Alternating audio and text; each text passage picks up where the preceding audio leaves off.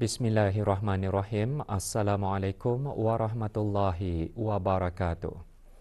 Kebawah Duli Yang Maha Mulia Paduka Seri Baginda Sultan Haji Hassanal Bolkiah Muizzaddin Wad Daulah Ibni Almarhum Sultan Haji Umar Ali Saifuddin Sa'dul Khairiwaddin Sultan dan Yang di-Pertuan Negara Brunei Darussalam selaku pengerusi Majlis Tertinggi Wawasan Brunei 2035 bertitah mengingatkan mengenai pentingnya Wawasan Brunei 2035 diberikan perhatian sewajarnya dan ia mesti direalisasikan sepenuhnya sebagai agenda utama pembangunan negara.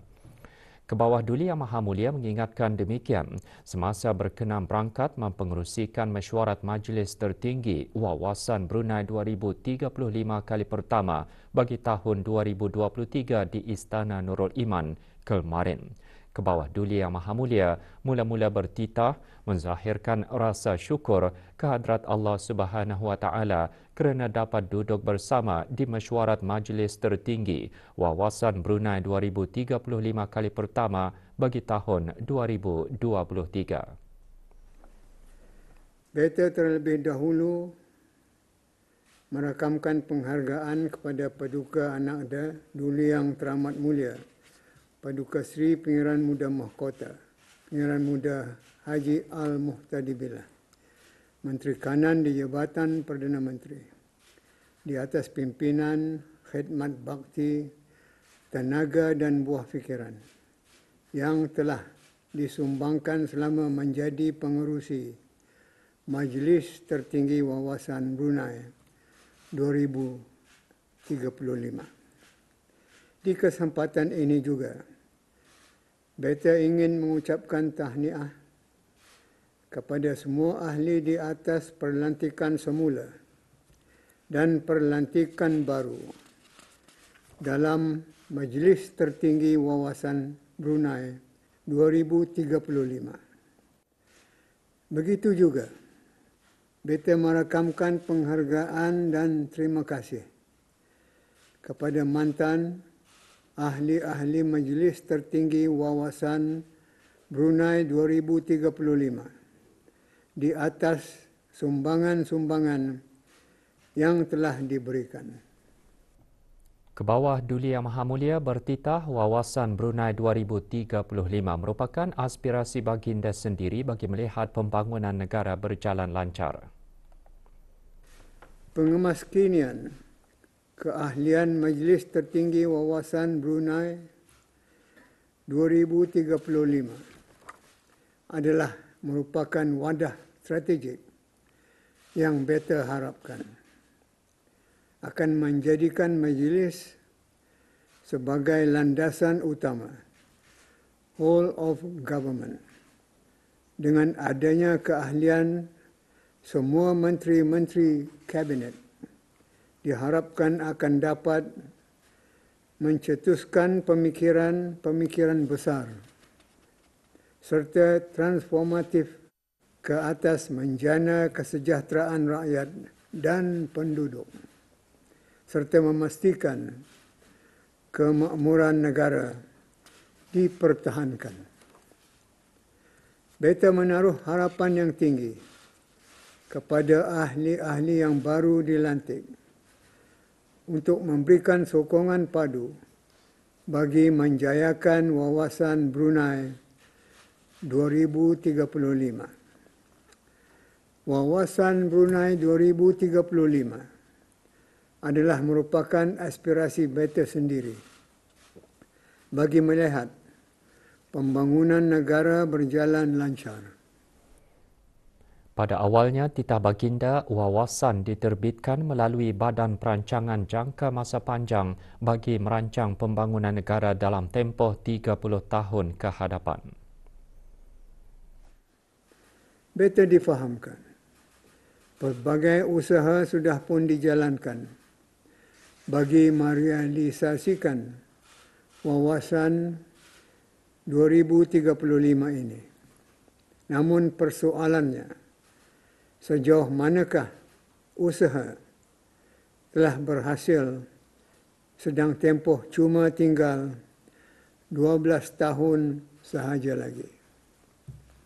Dalam keadaan dunia sangat sukar diramal, maka negara Brunei Darussalam juga tidak terkecuali dari menghadapi kesan-kesan global seperti konflik geopolitik, penularan wabak coronavirus, dan situasi ekonomi tidak menentu. Ini semua sudah setentunya memaksa kita untuk berfikir lebih fokus kepada pemeriksaan dasar dan kemampuan. Kebawah Duli Yang Maha Mulia dalam titah juga menekankan mengenai pentingnya Wawasan Brunei 2035 direalisasikan sepenuhnya. Perlu diingat, pembentukan asal Wawasan Brunei berlaku dalam satu masa yang berbeza dari masa sekarang. Oleh itu, untuk melihatnya sentiasa relevan dan unggul, maka kita perlu memastikan apa yang dirancang akan tetap kekal sebagai sasaran. Maka di sinilah pentingnya Wawasan Brunei 2035 diberikan perhatian sewajarnya dalam kita mengharungi cabaran-cabaran sukar yang dibawa oleh arus perubahan masa yang sangat pesat dengan lebih fokus kepada pencapaian matlamat-matlamat yang dirancang. Kita tidak mahu Wawasan Brunei 2035 hanya tinggal retorik sahaja sebagai satu angan-angan kosong, tetapi kita mahu ia mesti direalisasikan sepenuhnya sebagai agenda utama pembangunan negara. Baginda juga menzahirkan harapan negara akan dapat mentransformasikan tindakan dengan adanya 3 blueprint. Beta mengambil maklum terhadap usaha-usaha mengukuhkan pelaksanaan strategik dan plan-plan tindakan yang menjurus kepada mencapai matlamat-matlamat utama wawasan, iaitu melalui Manpower Blueprint bagi matlamat pertama yang diterajui oleh Kementerian Pendidikan dan Manpower Planning and Employment Council MPEC, Social Blueprint bagi matlamat kedua yang diterajui oleh Jabatan Perdana Menteri dan Majlis Kebangsaan Isu Sosial MKIS, dan Economic Blueprint bagi matlamat ketiga yang diterajui oleh Kementerian Keuangan dan Ekonomi. Beta berharap dengan adanya blueprint ini, negara akan dapat mentransformasikan tindakan, termasuk pensejajaran dengan keperluan projek-projek rancangan kemajuan negara. Beta juga berharap permusyawaratan di peringkat jawatan kuasa kerja wawasan 2035 akan dimanfaatkan sepenuhnya sebagai landasan whole of government yang menyatukan isu-isu termasuk juga penyelesaian sebarang permasalahan. Baginda seterusnya bertitah memperingatkan masih banyak lagi kerja yang perlu dilakukan ke arah mencapai semua sasaran yang telah ditetapkan. Wawasan Brunei 2035 adalah merupakan harapan tinggi rakyat dan penduduk negara ini untuk melihat tindakan-tindakan yang diambil melalui majlis tertinggi ini akan lebih fokus kepada kepentingan rakyat, people-centric. Untuk ini, kita nampak masih banyak lagi kerja yang perlu dilakukan. Setakat pelaksanaan inisiatif sahaja belumlah mencukupi. Jika tidak diikuti oleh penelitian terhadap inisiatif tersebut, bagaimana hasil atau keberkesanannya, ia juga diharapkan untuk melihat lebih jauh lagi ke hadapan semua perancangan yang mampu membawa negara kepada perubahan-perubahan besar yang ditunggu-tunggu. Oleh itu, semua pihak tidaklah boleh goyang kaki, melainkan sama-sama mesti serentak menggandakan usaha ke arah mencapai semua sasaran yang telah ditetapkan. Pihak perlaksana tidak boleh lemah atau semangat sejuk untuk menghadapi sebarang cabaran. Sangat mustahak untuk diingat bahawa sebarang usaha atau kerja untuk mengurus negara dan kerajaan memang tidak sunyi dari cabaran. Ke bawah Dulia Maha Mulia Paduka Seri Baginda Sultan dan Yang di-Pertuan Negara Brunei Darussalam berkenan berangkat mempengerusikan mesyuarat Majlis Tertinggi Wawasan Brunei 2035 kali pertama bagi tahun 2023 di Istana Nurul Iman.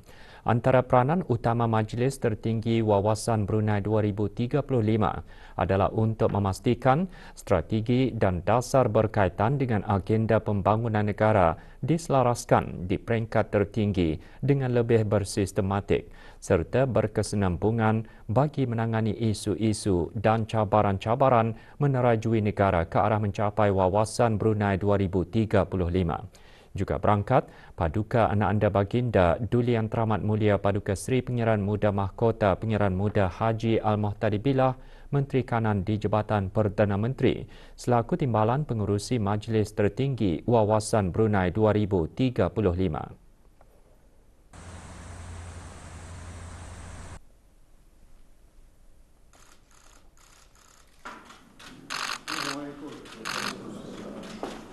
Sebelum mesyuarat bermula, surah Al-Fatihah dan doa selamat dibacakan oleh Yang Berhormat Pihin Udana Khatib Datu Paduka Seri Setia Ustaz Haji Awang Badarudin bin Pengarah Datu Paduka Haji Awang Usman, Menteri Hal Ehwal Ugama.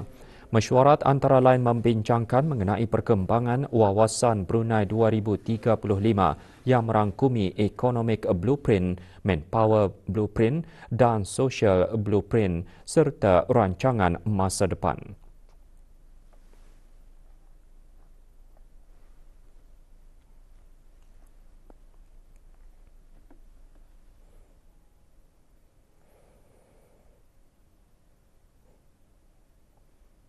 Perkembangan wawasan Brunei 2035 serta rancangan masa depan antara tumpuan perbincangan mesyuarat Majlis Tertinggi Wawasan Brunei 2035 kali pertama bagi tahun 2023. Sorotan mesyuarat Majlis Tertinggi Wawasan Brunei 2035 mengimbas kembali detik-detik penting mesyuarat tersebut.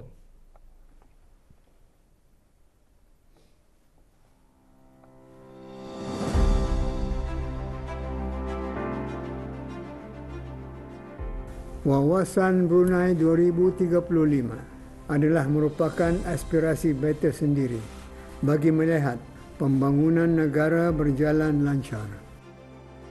Kita tidak mahu wawasan Brunei 2035 hanya tinggal retorik sahaja sebagai satu angan-angan kosong, tetapi kita mahu ia mesti direalisasikan sepenuhnya sebagai agenda utama pembangunan negara. Semua pihak tidaklah boleh goyang kaki, melainkan sama-sama mesti serentak menggandakan usaha ke arah mencapai semua sasaran yang telah ditetapkan.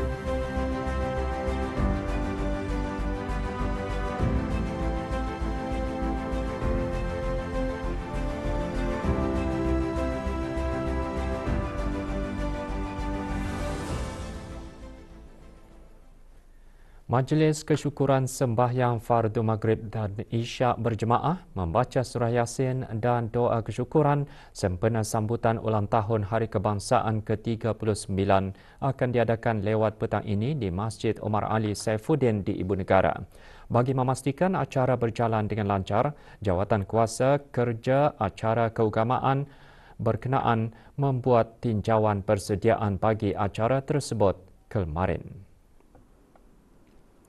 Hadir Yang Berhormat Pihin Udana Khatib Datu Paduka Seri Setia Ustaz Haji Awang Badarudin bin Pengarah Datu Paduka Haji Awang Osman Menteri Hal Ehwal Ugama dan Yang Berhormat Datu Seri Setia Awang Haji Nazmi bin Haji Muhammad Menteri Kebudayaan Belia dan Sukan.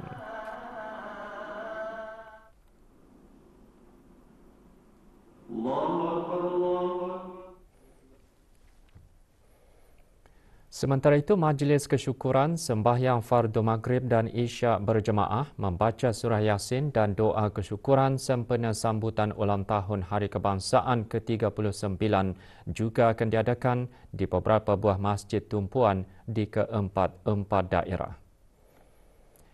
Di daerah Brunei dan Muara, masjid yang menjadi tumpuan Jami'ah Hasanul Bolkiah Kampung Kiarong, Masjid Hasanul Bolkiah Kampung Mentiri, Masjid Al-Amirah Al-Hajah Mariam Kampung Jerudong, Masjid Muhammad Bolkiah Kampung Serusup, Masjid Sultan Sharif Ali Mukim Sengkurong, Masjid Al-Muhtadibilah Kampung Sungai Kebun, Masjid Setia Ali Pekan Muara dan Masjid RPN Lambak Kanan. Di daerah Belait, Masjid Muhammad Jamalul Alam Kuala Belait, Masjid RPN Kampung Pandan Kuala Belait dan Masjid Pekan Seria. Manakala di daerah Tutong akan tertumpu di Masjid Hasanah Bolkiah Pekan Tutong dan Masjid Utama Muhammad Saleh Pekan Bangar menjadi tumpuan majlis di daerah Temburong. Para jemputan, jawatan kuasa dan orang ramai yang akan hadir ke Masjid Omar Ali Saifuddin dan masjid-masjid tumpuan yang lain dinasihatkan untuk melakukan ujian ART di rumah masing-masing dan memuat naik keputusan ART ke aplikasi BruHealth menunjukkan keputusan ART yang negatif melalui aplikasi BruHealth kepada penyambut tetamu atau ahli jawatan kuasa yang bertugas. Individu yang mempunyai simptom-simptom seperti demam panas, batuk, selesma dan masalah pernafasan dinasihatkan untuk tidak menghadiri majlis. Logo sambutan ulang tahun Hari Kebangsaan Negara Brunei Darussalam ke-39 tahun ini bermotifkan himpunan reka bentuk tradisional dan berbentuk utap lambang ketahanan bangsa yang matang berlandaskan warisan budaya sebagai jati diri bangsa. Warna putih menggembling reka bentuk logo melambangkan kemurnian orang Brunei yang mengedepankan bahasa Melayu sebagai satu-satunya alat perpaduan yang paling efektif. Warna hijau melambangkan Islam sebagai agama yang menjamin keselamatan, kesejahteraan dan kepentingan seluruh rakyat dan penduduk. Warna kuning pula melambangkan institusi beraja yang akan kekal menjadi warisan bernegara yang sudah wujud zaman berzaman. Bulatan luar bermaksud negara Brunei Darussalam sebagai negara yang merdeka dan berdaulat.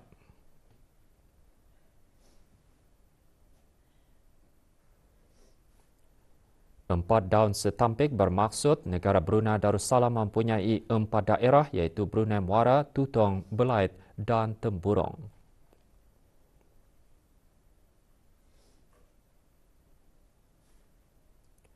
5 permata hijau lambang 5 matlamat maqasid Asy-Syariah yang perlu dipenuhi dalam mengekalkan negara Brunei Darussalam sebagai sebuah negara Melayu Islam beraja yang merdeka, berdaulat dan demokratik bersendikan kepada ajaran-ajaran agama Islam menurut Ahli Sunnah wal Jamaah.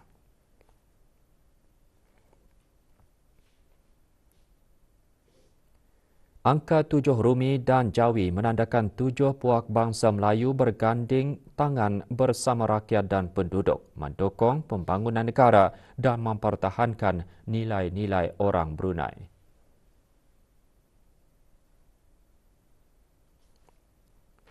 Lima kelopak bunga berwarna kuning mendukung panji-panji negara menandakan bahawa Melayu Islam beraja mengalami 5 fasa iaitu pembentukan, kegemilangan, cabaran dan ketahanan ke arah pengukuhan dan pengukuhan. Logo merupakan hasil karya Pengiran Muhammad Fakrullah bin Pengiran Haji Hamdillah. Menyatukan orang-orang Melayu Brunei kita ni, anak-anak Brunei kita ni untuk berpaduan sesama berlainan bangsa. Walaupun kita ni lain background, berlainan bangsa, tapi masih ada semangat kita ni untuk bersatu padu menjayakan wawasan negara 2035. Kedutaan Kuwait di negara ini mengadakan majlis resepsi bagi meraihkan Hari Kebangsaan Kuwait ke-62 dan Hari Kebebasan ke-32. Majlis diadakan di Jerudong malam tadi.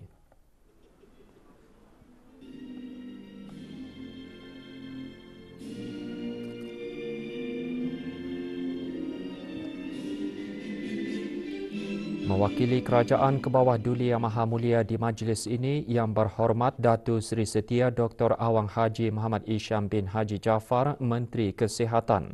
Tuan Yang Terutama Salah Al-Mutairi, Duta Besar Istimewa dan Mutlak Kuwait, dan Yang Berhormat Datuk Seri Setia Dr. Awang Haji Muhammad Isham bersama para duta negara-negara Majlis Kerjasama Teluk GCC memotong kek ulang tahun sambutan berkenaan. Sempena Hari Puja Usia Duli Yang Teramat Mulia Paduka Seri Pengiran Muda Mahkota Pengiran Muda Haji Al-Muhtadi Billah ke-49 tahun, Kementerian Kesihatan petang kemarin mengadakan majlis doa kesyukuran. Hadir Yang Berhormat Datuk Seri Setia Dr. Awang Haji Muhammad Isham bin Haji Jaafar, Menteri Kesihatan. Majlis dimulakan dengan sembahyang sunat hajat diikuti dengan sembahyang fardu asar berjemaah. Majlis berlangsung di Hospital Pengiran Muda Mahkota Pengiran Muda Haji Al-Muhtadi Billah, daerah Tutong. Bagi memperingati peristiwa Isra' dan Mi'raj, Kementerian Pertahanan dan Angkatan Bersenjata di Raja Brunei EBDB petang kemarin mengadakan sambutan berkenaan. Sambutan diadakan secara serentak di seluruh surau kementerian berkenaan dan EBDB dengan tumpuan utama di Surau Ad-Difa Bolkiah Garrison. Hadir Brigadier Jeneral Bersara Datuk Seri Pahlawan Awang Haji Abdul Razak bin Haji Abdul Kadir, Timbalan Menteri Pertahanan. Antara pengisian majlis, ceramah khas bertajuk Bersabar, Berikhtiar, Bertawakal dan Berdoa menghadapi ujian sembahyang meraih reda Allah. Turut hadir Major Jeneral Datuk Paduka Seri Haji Muhammad Hazaimi bin Bol Hassan, Pemerintah EBDB.